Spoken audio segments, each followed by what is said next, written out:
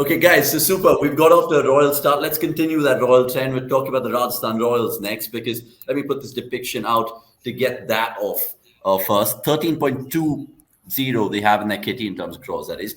9 available slots and essentially 4 overseas slots available. Now, I was talking to Som just before we went live, and he was like, the biggest thing they asked RR missed is a proper all-rounder because they've had good batsmen, good bowlers, but the all-rounder remains a big, big void.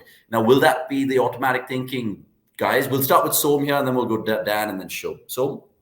Yeah, maybe we can take Dan's thought here because RR is Dan's team, right? If I'm not wrong. I was going to put you in the spot, but okay, cool. Dan, go for it. No, I am prepared, but obviously I'll let Dan have the first go. All right, Dan.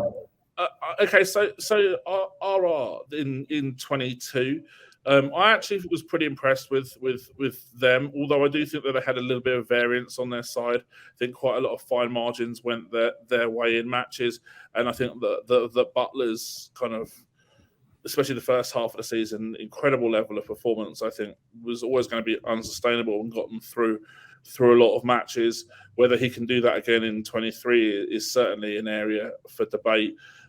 Obviously, I rate him very highly, but it's just impossible really to play at that level on a consistent basis. The positives for them is that the overall that they had one of the highest batting intent percentages in the league. Only Delhi and Punjab Kings had higher boundary percentages, and they were actually second in the whole tournament for net boundary percentage. So their appearance in the final was clearly warranted by the underlying data. They were very, very strong against opposition pacers, hitting 21% boundaries and striking at 140, and they had a high stability against spin without a negative strike rate trade-off. However, I felt that their batting was so reliant on the top 4 or 5, and once you got through them, and the teams didn't do that enough. Maybe teams should have front-loaded their bowlers more against RR and looked to try and expose that weak long tail. That they didn't really do that enough, I don't think.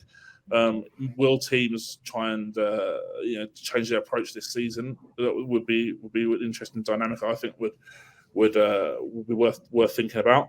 I like the quite strong core in that it was fairly easy to predict kind of a ballpark sort of 9 or 10 players to fit into a starting 11. I don't think they're going to make a lot of changes from last year, and I think that we've seen over the years that kind of continuity has generally been rewarded quite nicely in the IPL. So I don't see them making wholesale changes. Now, overseas market, they're probably going to be fairly active in. Last year, it was really strange because they only picked up 4 overseas for the vast majority of the auction, and then they just went bam, bam, bam, bam, bam at the end with 4. Yeah. It felt like a bit of a scattergun approach for me in terms of they were like, right, okay, we better pick up some overseas players now, and we didn't really think about them that much. And funny enough, those guys are the ones that have been released.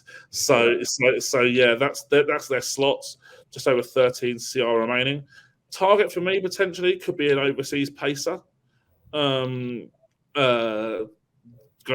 if we look at their bowling, I think Ashwin and Chahal are going to be their standard spinners. Bolt, perhaps Prashant Krishna, and one other overseas pacer. The problem is as well with that team is that you've almost got, unless you're relying on the bowling of Rian Parag, which I think is quite dangerous at this level, you've got 6 batters and 5 bowlers. So an overseas all-rounder potentially, or a high-quality all-rounder could be on their shopping list as well. But the problem is with 13 CR, I mean, that's going to be tough for them to have a bidding battle with some teams with slightly higher purses for those kind of marquee all-rounders. But then there's still quite a few other ones, like we've talked about Curran, we've talked about Stokes, we've talked about Green, who are probably 3 of the players who people are expecting to go for big money. But then also in that set too, there's players like Jason Holder and Odean Smith as well, who may well, and it depends on I think it depends a lot on the draw order for the set. The problem is, I think almost 10 teams are going to want 3 to 5 players, and that doesn't go. So ultimately, I think of set 2, we're going to see some fireworks. Okay. So if they have to go one step further and win the IPL in 2023, what do they need to do? Because the all-rounders, the obvious one. If you had to give me 3 players right now, and if you're part of the RR camp, who's it? Who's it this time for you? So one thing they didn't need to do is if they win the toss in the final, please opt to chase and not bat first. So that's number one rule to if they really are interested to win. I mean, putting that aside, they actually released a video of their auction preparation after the auction was done. One player they were really interested during the auction to buy was Romario Shepherd, but SRH bought him. He's released now. He's back in the pool, so maybe that would be one player that they would have an eye on if they have the same strategy. And he sort of fits into that overseas all-rounder category. So that's one. I think other names Dan has already. I mean, there is no team I think who wouldn't want Sam Curran, and he will basically strengthen. No, I mean there'll be still teams who don't necessarily need Stokes, but I think every team needs Sam Curran. So Sam Curran is potentially. I mean, I see only two teams having budget enough to actually go on and buy Sam Curran. So RR can actually target any of the West Indians in Holder, Odin Smith, or Romario Shepherd.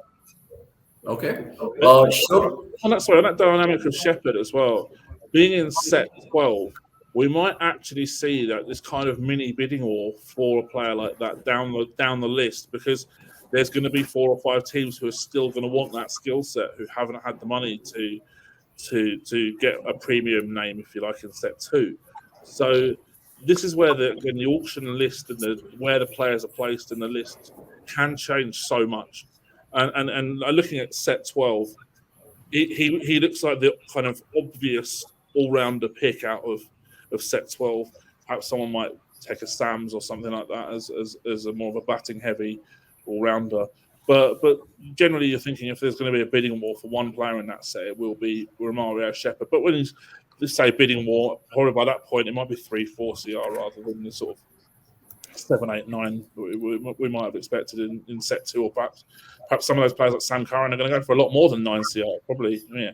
Will Chris Morris's record be under threat? Yeah, that could be in jeopardy for sure. Shubh, just to finish this Rajasthan chat, Dan and Somes mentioned it. The fact they'll let go of Daryl Mitchell, James Neesham, all those kind of players. Do you think they'll go back for someone like that, a top tier all rounder? Maybe even someone like, I don't know, I'm just thinking out loud here, Chris Jordan, maybe, or no? Well, first of all, their number one priority heading into the auction is an overseas seam bowling all rounder, and they have a spot for to play an overseas player as well, because Bolt, Hitmeyer, and Butler are the only locked in overseas players for them. So the fourth spot is available given their purse. I think Sam Curran and Jason Holder, both of them would fit in nicely to bat at number 7, but both of them could be out of their reach, and hence I feel one player who they can get quite cheaply as well, and who would fit it quite well is Daniel Sams, because at number 7 he's a good enough batter to bat at 7 or 8, and he can bowl 4 overs as well. And on his good days, if his slower ones and cutters work out, being a left arm seamer, he can be one of those handy players who can really fill that void of an overseas seam bowling all rounder. So I think Daniel Sams would be a pretty realistic pick for RR. Yeah, I mean, maybe it's a slight upgrade for them because they had Owen McCoy last year, who kind of played, I think, 4, 5, 6 games for them. And Owen McCoy is also good, but he has, I think he was released, and even in case if he's still there, they need someone. They need a player who can bat at number 7 as well, and Daniel Sams can score those handy runs. So that is why I feel Daniel Sams is a pretty realistic choice for them. Yeah, and it's 100% upgrade, but good shout there from you guys.